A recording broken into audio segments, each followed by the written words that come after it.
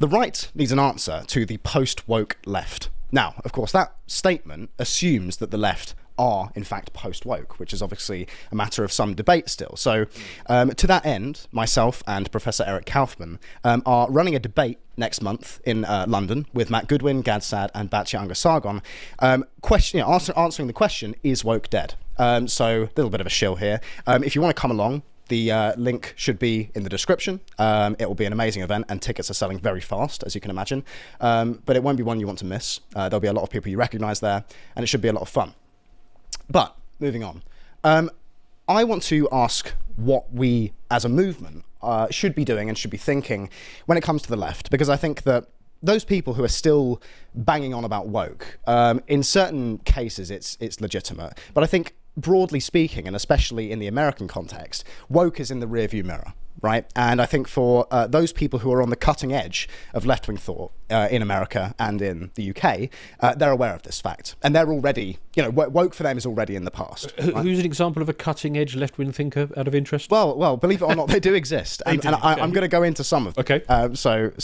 Yeah, we'll get on to that. So before we go on, I think it's important to note with the sort of like post movements, what they tend to do is take those things that weren't properly overthrown in the conflict of the dialectic and just subsume them into their own positions as base assumptions and then move forward without the crusading zeal of the pride flag in your face in 5 minutes. And I think we'll actually see that phenomenon play out in some of the stuff that I'm so it's not that woke doesn't exist anymore, but it's not a present force in politics. Yeah. I mean, I think the victory of Trump over Harris and the Democrats represented, certainly in America, the kind of final rejection by the public at large of woke politics. That's what I think Harris will be remembered as embodying, was that kind of mad period of 4 years in America where, everything just went insane. People forget how radical she was as well. Totally. Although, with that being said, I still maintain that Harris was not an ideologue. I actually think that she was an empty suit. I agree. Oh, she's too stupid to get into exactly. Yeah. But whenever she made ideological statements, they were just essentially the most radical form of communism you could possibly imagine. And it's just like, okay. Well, if you're going to do it, I suppose. I think someone just fed her the line, right? And that's the line she remembered. I don't think I agree. She's an empty suit. Yeah. But as I said, the interesting question here is where the left goes. And I think, as I said, from the perspective of the cutting edge, if you will, they know that woke is done. They know that woke is dead. So, Exhibit A, Alexandria Ocasio-Cortez. I don't know if we can play this video. We won't watch all of it. I haven't got a mouse here, so. And if we could get some volume on this.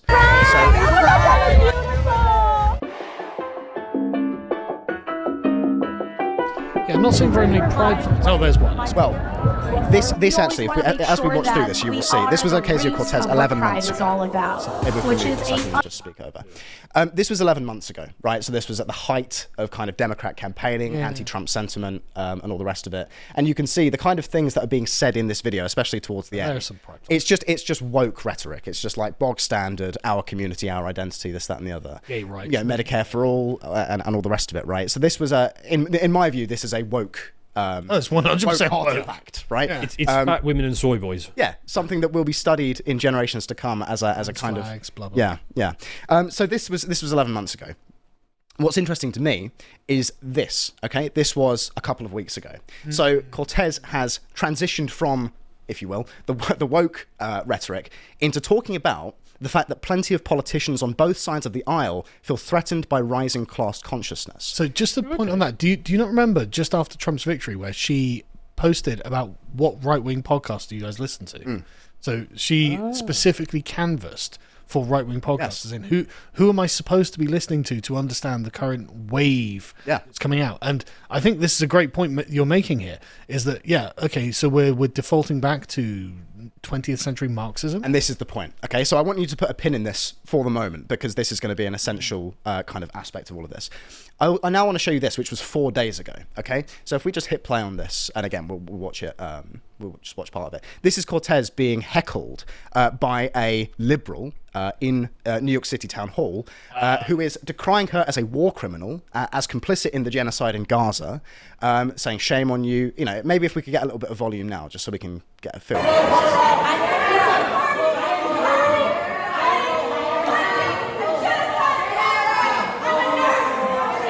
You get the idea, right? And that woman in the Extreme crowd, hyperactive liberal. yeah, that woman in the crowd was Ocasio-Cortez just 5 years ago, right? They've and now she's in the position of power. She's the one who's being labelled, a monster, effectively. And it's interesting. I mean, it's just a classic example of the revolution eating its own, isn't it? And that's because Cortez, as much as that she has championed the issue of Gaza and has been kind of anti-Israel, she's very much wound back that kind of rhetoric in recent months. She's actually quite astute as a politician. She's very good. Well, this is the thing, She right? was the first one to take her pronouns out of her bio, like 2 days after Trump. And this is what I'm talking about when I say cutting edge. Because as much as you might hate Ocasio-Cortez, she is actually very savvy. I don't hate her at all. I think she's quite lovely, but she's just stupid. But I was looking through all of her, in preparation for this, I was looking through all of her kind of digital, her digital platforms and all the rest of it, social profiles. And she's got a really good brand. Like, she's actually got a very slick she knows exactly what she's doing. She's very good. And she's got like 12 million followers on X. She's huge. Or she's attracted some background power players who think that she's doubtless got a team almost that is sculpting her online image. Yeah. But she's incredibly effective, right? So the fact that she is moving away from woke, and that's the point here, I think is very interesting because she clearly is. She's a trendsetter on the left. Totally. Because back to this, there is, and this is the case in America and Britain, as we'll see, there is this emerging, or perhaps re-emerging sentiment on the left that we need to essentially move away from identity politics and back to economics. And that's when I say post-woke left, that's really what I'm getting at here. Because another figure who is also doing this, perhaps the UK analogue to Ash Sarkar, is our friend. Did I just say Ash Sarkar? I meant Spoiler alert, it's Ash Sarkar. Yeah. The UK analogue to Ocasio-Cortez. I mean, look at the thumbnail on that. Woke is over. And that's what I mean. You just have to search Ash Sarkar woke. And she did this a few months ago, going around all the lefty podcasts being like, listen, we have to change because the woke paradigm has failed. Yeah. The voters are actually far right. Mm-hmm. And so we need something else to appeal to them. And it's going to have to be class identity. Yeah. Otherwise, the revolution fails entirely. Now, bear in mind, Ash Sarkar, as you well know, Carl, was one of the absolute foremost warriors for woke politics in Britain. Maybe the foremost. I mean, can you think of anybody who was more woke than her over the last 10 years? She was, it was really mainstream. But she was also representative of the British intellectual vanguard of woke. Yes. She would go on long-form podcasts and explain at length why they wanted race, gender, and economic socialism. Yeah, well, redistribution along those lines. Exactly, that was her that was precisely her definition. Yeah, and so therefore it's very interesting to hear her, if we could play this, speaking in this kind of way. That Anne Frank had white privilege. I mean, if she didn't f***ing help her. Like, sorry, is that 2016 Sargon I'm hearing? She had white privilege. She had white privilege. Yeah. She had other problems. She had white privilege, other problems. You have examples where someone was talking about the exploitation of like DoorDash delivery riders in the United States, and someone was like, but actually, what if you're disabled and then you need them to bring your groceries? And it's like, well, you were the one saying that. About this DoorDash delivery driver wasn't disabled, so like, where's this come from? But I think that some of the examples which are most laughable, and I think actually get much less attention in our current media environment, is that there is a weaponization of this form of identity politics in the interests of pro-Israeli advocacy. So at the Francis Crick Institute, some researchers wanted to put on a bake sale to raise money for medical aid for Palestinians. There was then a flurry of complaints to HR saying that it was an allegedly peaceful bake sale, and it had made them feel personally threatened and unsafe. Let's if you feel leave unsafe around a slice of lemon drizzle idea. cake... I see your point. Some of these lefties are, at least, they've got their finger on the pulse. Yeah. Well, this, again, like Ocasio-Cortez, I mean, I've not met Ash Sarkar, but I've met a couple of Novara people. And I respect Novara tremendously. I think Aaron Bastani is somebody who I like and who I've been out for a drink with a couple of times. Good guy. And they really are, they're very intelligent people, and Ash is no exception. They're the left-wing version of us. Yeah, pretty much, right?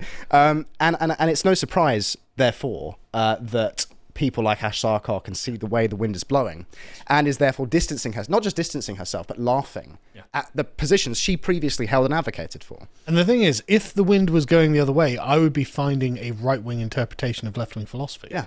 I would have no choice. Yes. Because you've got to be the bellwether that moves with the times. Yes. And so they're doing exactly the thing that they ought to do. Yeah. It's clever. And the, you said about the intellectual vanguard. This is how political movements work. So the likes of Sarkar and Ocasio-Cortez are holding these positions now. But if you give it a year, you're gonna see those people who were championing woke politics for the last 5 to 10 years coming out and saying, "Oh, isn't that silly? You know, white privilege." I mean, well, that's literally just saying it now. You know, don't have. And I guarantee you will hear people, especially on the British left, saying things like, the kind of the working class lads up north who can't get a job and who are, where there's huge problems with drugs and alcohol and all the rest of it. Well, they don't have white privilege. I guarantee you. I think I heard the other day that Angela Rayner and some of those other ones are terrified of saying anything that's woke. I covered it on the podcast yesterday. Yeah. So one Labour Party organiser and activist had heard in the grapevine that the leadership are just afraid of doing anything that looks woke. Well, and that's probably because the smart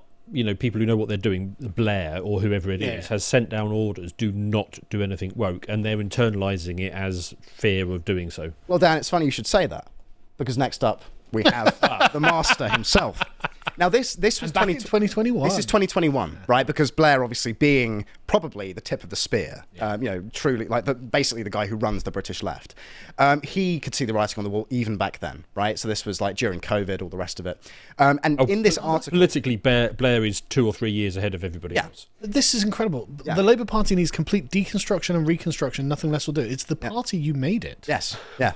And in this article, I won't go all the way through it, but in this article, he basically says that in the gap that is left, where the Labour Party doesn't define a kind of social and cultural position, people will just label it woke, and they will just fill that gap in their own minds with woke politics. And he says that woke politics are deeply unpopular, out of touch with what people need, completely missing the mark in terms of, basically just the concerns of ordinary people, as in, not abstract ideology, but putting food on the table, clothes on their children's back, and all that sort of thing. Very sensible, savvy politics. And as I say, he could read the writing on the wall, nearly 5 years ago at this point, or 4 years ago rather. And we also had just a couple of days ago, and this is related. It's not quite the same thing. Miliband Pratt.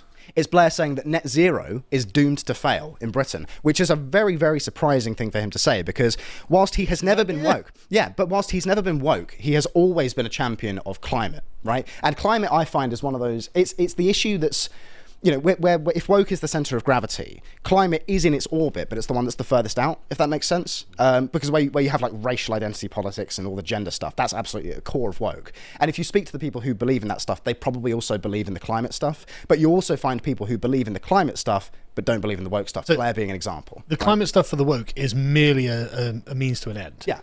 They view the climate stuff as a revolutionary tool, and the second it's no good as a revolutionary tool, they can just drop it. It's not. But Blair has a singular ideology: power. Yeah, sure. And digital ID. But Blair actually has an ideology. He wants to essentially reconstitute the European Union in Britain. Yeah. He wants us to be. Well, it's all a function of power. I mean, but the power is for a reason. The power isn't just for itself, and the reason, and this is why he's done everything. This is why he bureaucratized this country. He wants to recreate the bureaucratic European structures in Britain. Yeah, he's like the prime manager. That is his ideology. Yeah, exactly. Yeah. And I got to say, I mean, this is we talk about Blair a lot in our circles because he's a very interesting man. But I think that people forget that he, there's a way in which you can view his vision for the world as being, in one sense, quite admirable. Because if you read his work, if you read the papers that he produces from the Tony Blair Institute, it's pretty much always about efficiency, leanness of the state, the effectiveness of the state in delivering the things that ordinary people actually need, and all this sort of thing. It's just the way about he goes is just wrong. The little people need to be managed, and he's the one to do it. Yeah. He also believes in the hyper technocratic bureaucracy that will be the function that does this. Yeah, and that's the bad part.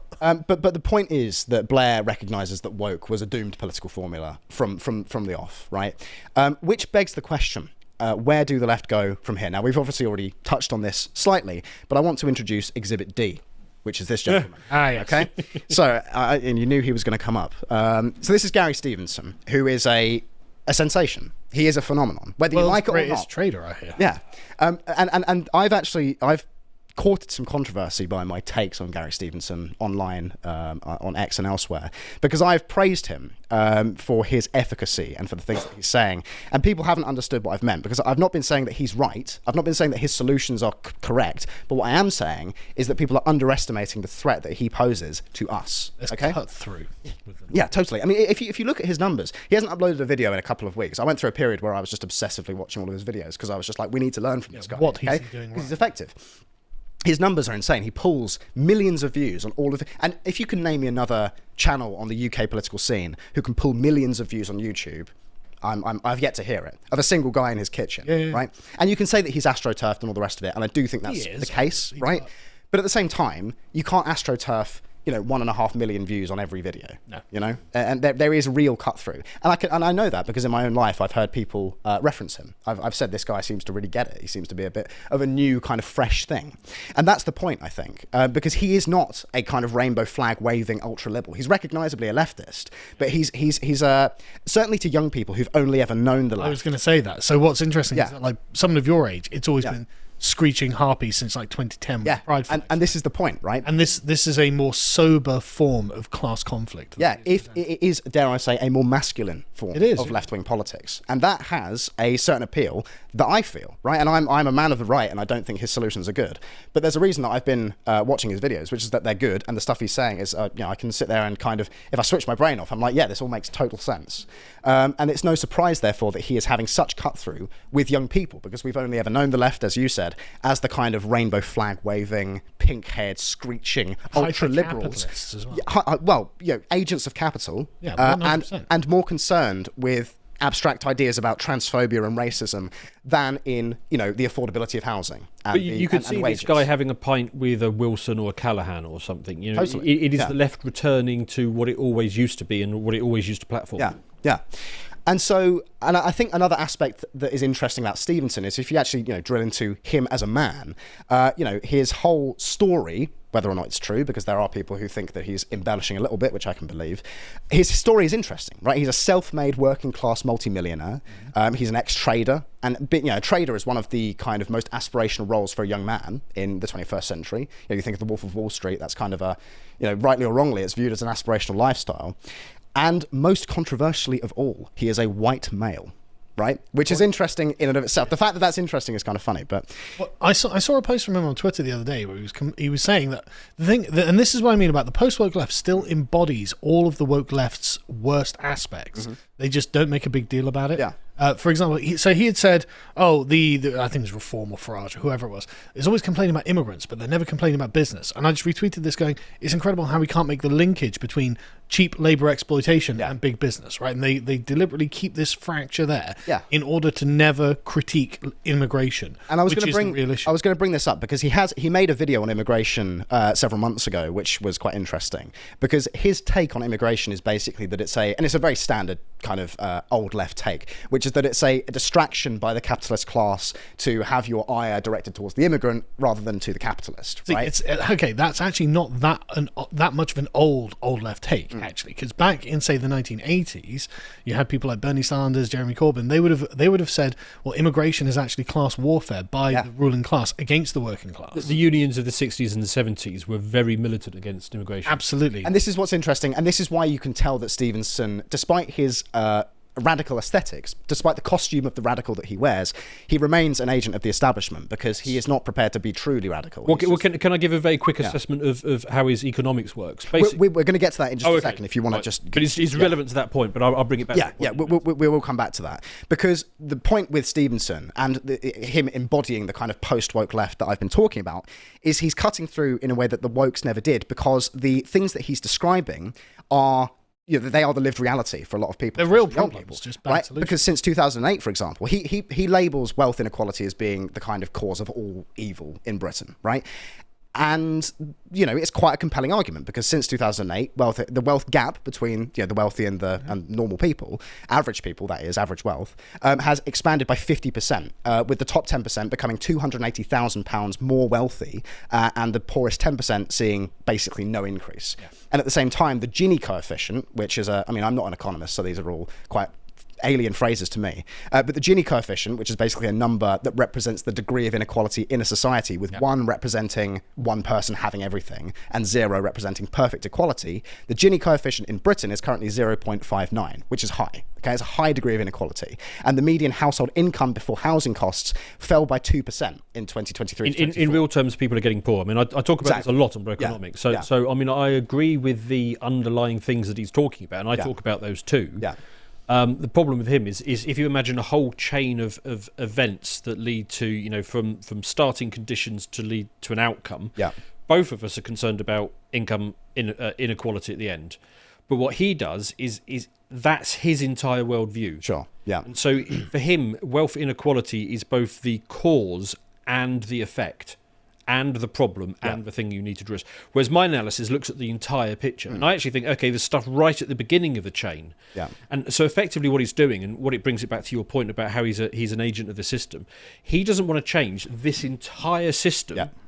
He only wants to do some extra taxes right at the end. Yeah, he wants to treat the symptoms. So if somebody like me wins, I will change fundamental assumptions around here, around currency and the way the system works.